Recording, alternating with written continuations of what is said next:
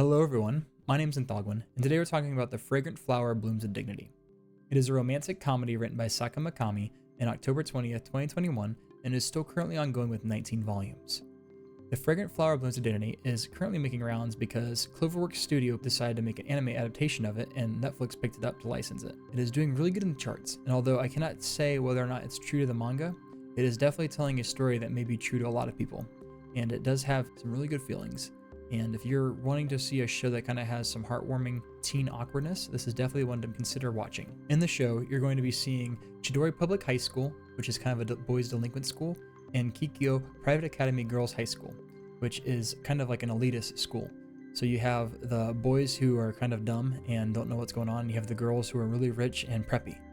So they kind of have this class rivalry going on. They have contrasting reputations, and we see our two main characters, Rintaro, who goes to the boys' school, and Karuko, who goes to the elite girls' school, kind of start developing a relationship with each other. And as you can imagine, with the rivalry going on, it is not one that is easy to kind of have your feelings be seen or be able to be heard. So you have a lot of this tension that gets built up, and the way that the story unfolds, they do it really, really beautifully at kind of getting you trapped, so to say, with wanting to watch more of it.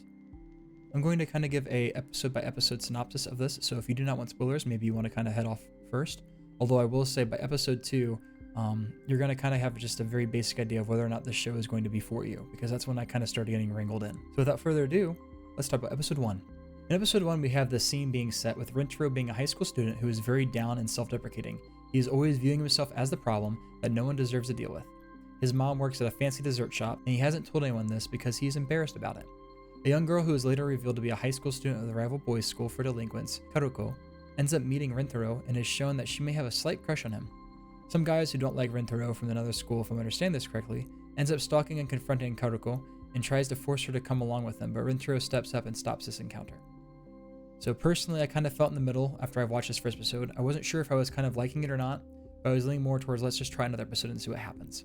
It's kind of like comfort food, and you don't know if it's going to be good or bad. It's like on the horizon. After I watched episode 2, I kind of realized, okay, no, this is definitely some like comfort food on the couch. Like it feels good so far. So right now I've only seen up to episode 3. I'll continue watching it, of course, and let you know where I'm at. But right now I'm really enjoying it, and I kind of want to binge more. But I decided, hey, I want to kind of give my honest thoughts and feelings as I'm kind of going through this with everyone else who decides to watch this. I had a really bad feeling when two guys decided to gang up on Karuko because they were trying to get at Rintaro, and I wasn't sure what exactly was going to happen.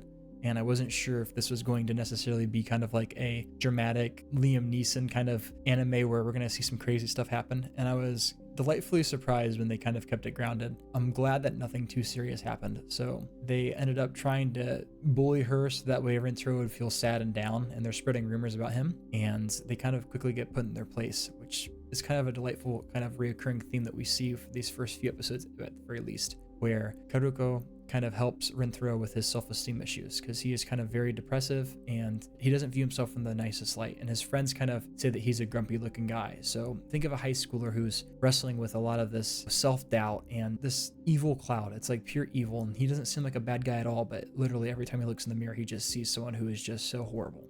So this is the kind of anime that you're going to be getting into, and if that sounds like something that you like, then definitely give it a shot. And so far where I'm at, we're seeing things kind of go up, kind of like a silent voice, except without the bullying at the beginning.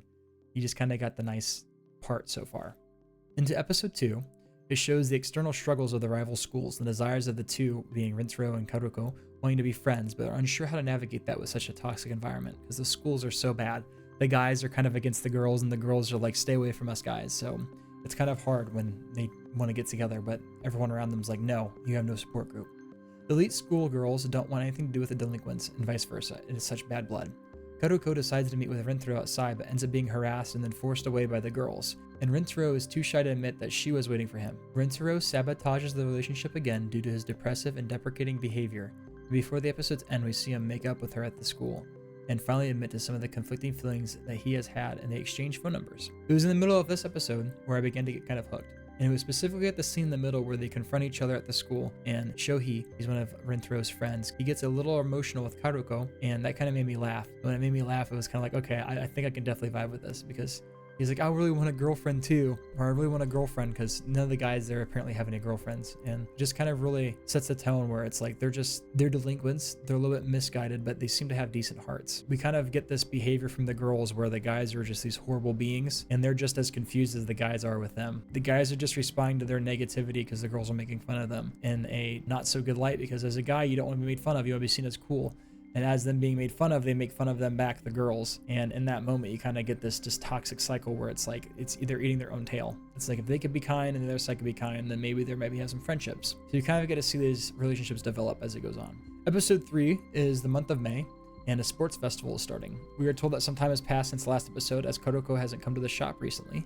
And the current dilemma of the boys group is that they need to pass an exam in order to be able to participate in the sports festival. Rintaro goes to the library with Shohei, and he's the friend who I said in the episode 2 where they kind of cries and gets emotional, kind of wants a girlfriend for a little bit, had a little bit of comedic relief. And once again in this episode, he's seen as comedic relief a little bit. And in the middle of studying, Shohei leaves, realizing he needs a smarter boy in their group, Saku, to help him learn, because they're not doing too hot by themselves. Some girls want a table to study as well, and Rintaro, kind of losing his friend, decides, hey, if I'm the only one that's here, I might as well just go ahead and leave. You know, it's not very productive for them. So he leaves and lets them take the table. And upon exiting the library, he finds Kodoko at the table studying. And this reveals to us why he hasn't been able to see her or why she hasn't been to the shop. He also finds out that she is the top of the class in her school, and he's at the bottom of his school. And it's also revealed that she's only in school due to a scholarship because of her smarts, and that her family isn't necessarily rich or wealthy. So she might have to be getting a job on top of needing to study in order to support herself. Her plate's pretty full. She also told Rintaro that she would help him with studying in her off time, and before the scene closes, we see the boys apologize for scaring the girls in episode 2, which shakes the reality of the delinquents and the elite a little. Because the elitist girls are kind of like, oh, these boys are apologizing, like, why are they apologizing? They're supposed to be mean and stupid, and they're not. It's shaking their worldview. We also get the first phone call between the two, and we can see that their relationship is starting to deepen. So before they kind of started texting in episode 2, episode 3 they get a call, and she does the stereotypical thing where her voice is high, and Rintaro is kind of like, oh, what's going on? And at the end of the phone call, Rintaro tells her that, hey, I want to be your friend. I don't want to be, just someone that you visit at my mom's shop. I want you to be a friend to me. And that kind of sets the tone of what's going to be happening in the later episodes. If you've enjoyed the video, please consider leaving a like, and if you have any recommendations for something that you'd like for me to look at, please leave them in the comments. And also consider subscribing. I'm trying to reach 500 subscribers by the end of the year, and I think with your help we can make it. And until next time, see you later.